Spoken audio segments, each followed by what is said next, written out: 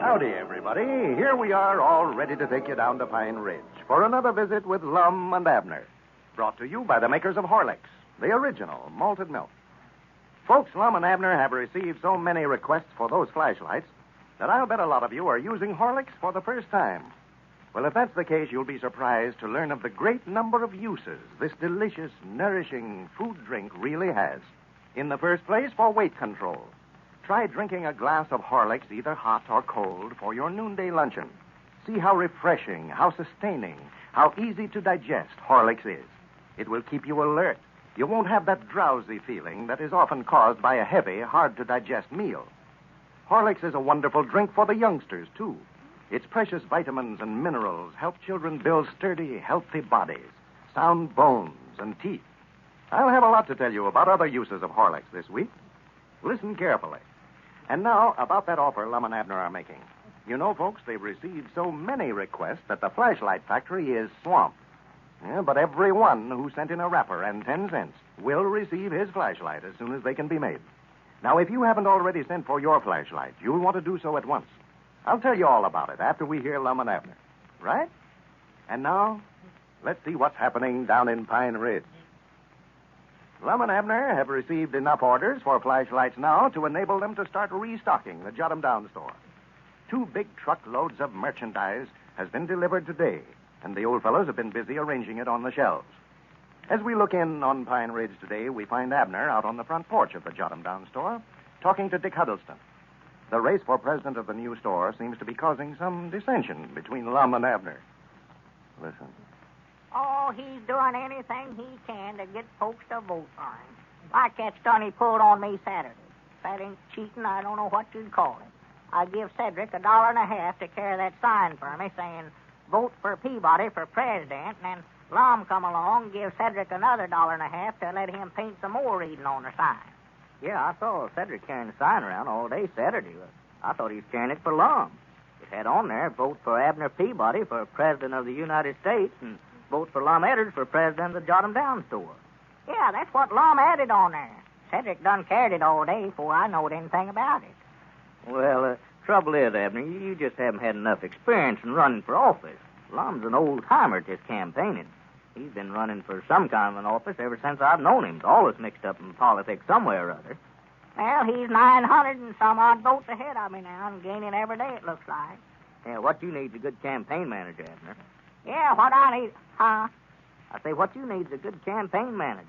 Somebody who's had some experience in politics and can get out here and get you some votes.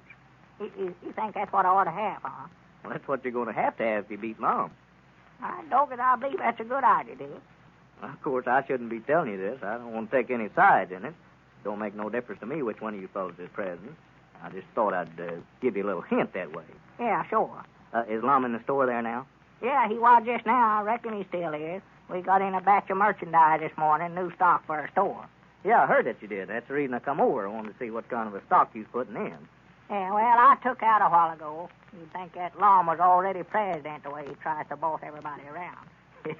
Well, I believe I'll go and loaf with him a while, Abner. Yeah, go ahead. I've got a little business to tend to. You give me a good idea a while ago. I'll see you after a while, Dave. All right, Abner. Well, it's beginning to look like a store in here again.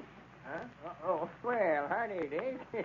Come in. I was so busy here, never seen you come up. Yeah, well, I seen them trucks from the wholesale house go by my place this morning. I just allowed you fellas getting in your new stock. Yeah, well, we ain't got all of it yet, but we're just buying a little of it along as we can. Yeah.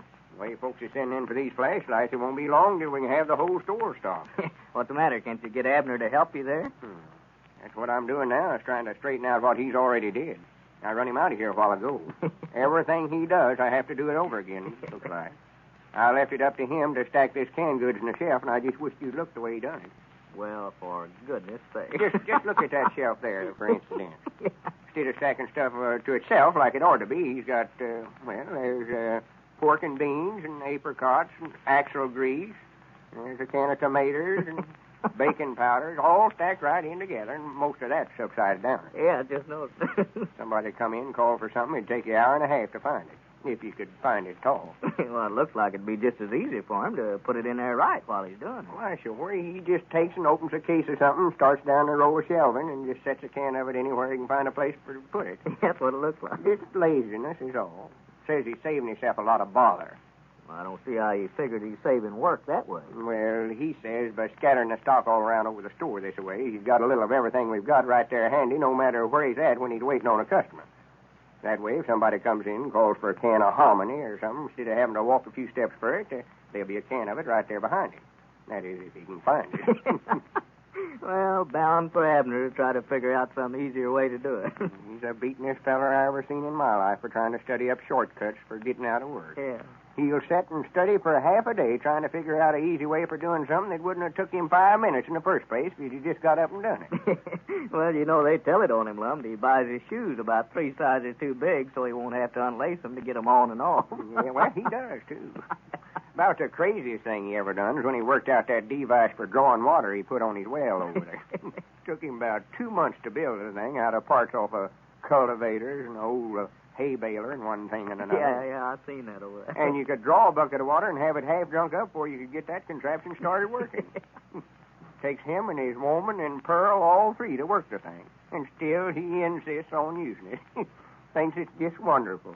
Shows it to everybody that comes on the place. Oh, yeah. He's always bragging about the modern improvements he's got over there. Improvement. He made a self-feeder for his stock over there a few years ago. I never will forget. Killed off 3 milk cows and a good horse by letting them founder themselves before his woman set her foot down and made him take it out of the barn. Well, that's the one that he got the patent on, wasn't it? Well, yeah, he tried to.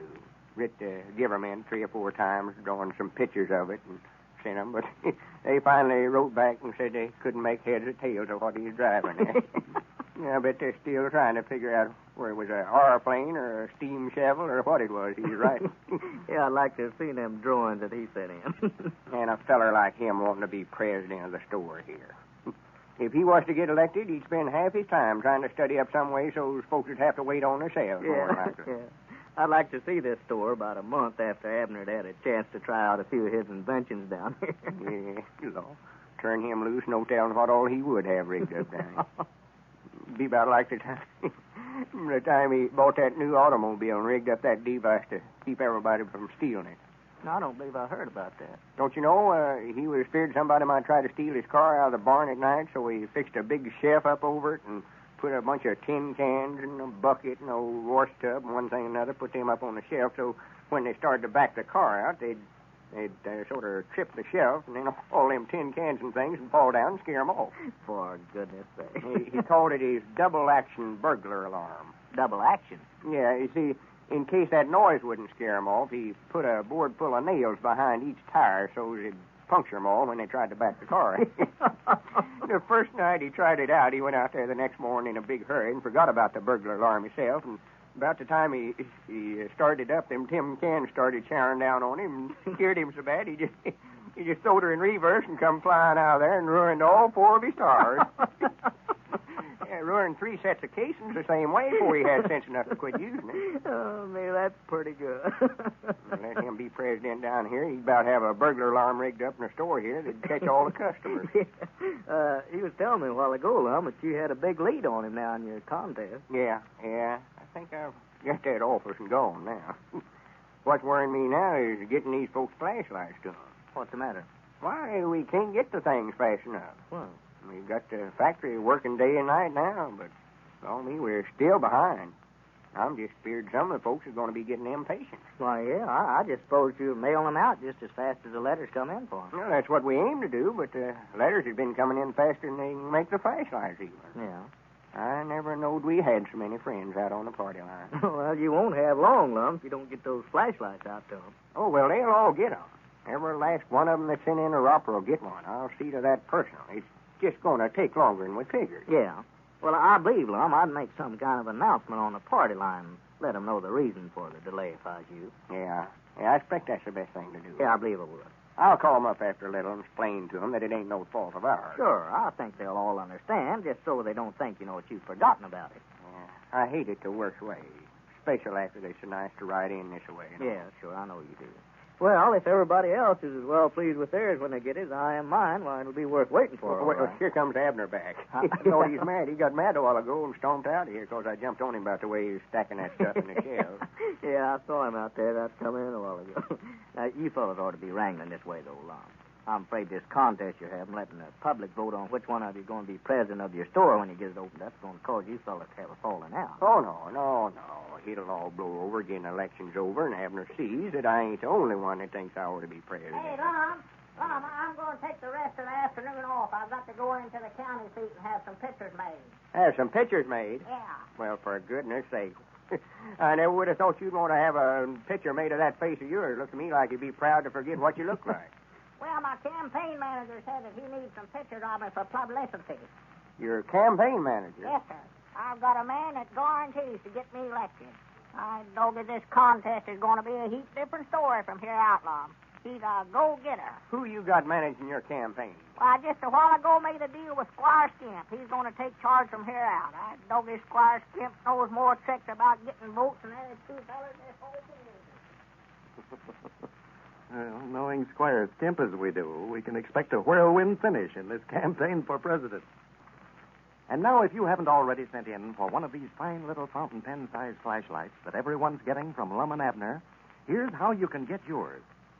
All you have to do is send in the outside wrapper from a package of Horlicks malted milk powder. Remember the outside wrapper. Don't send in the labels from the bottle. And be sure it's a wrapper from a bottle of Horlicks malted milk powder. Horlicks tablets wrappers are not eligible, Annie. Write your name and address on the back of the wrapper and then mail it, enclosing 10 cents to cover packing and mailing costs, to Lum and Abner, care of the station to which you are now listening. I'll repeat that address, Lum and Abner, care of the station to which you are now listening. Now, don't delay. Send in your request right away. Also, be sure to cast your vote for president of the Jot 'em Down store.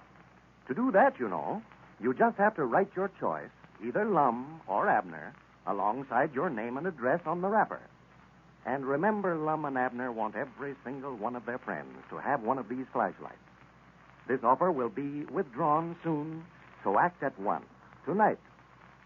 This is Carlton Bricker, speaking for Lum and Abner and Horlicks, who bid you all good night and good health.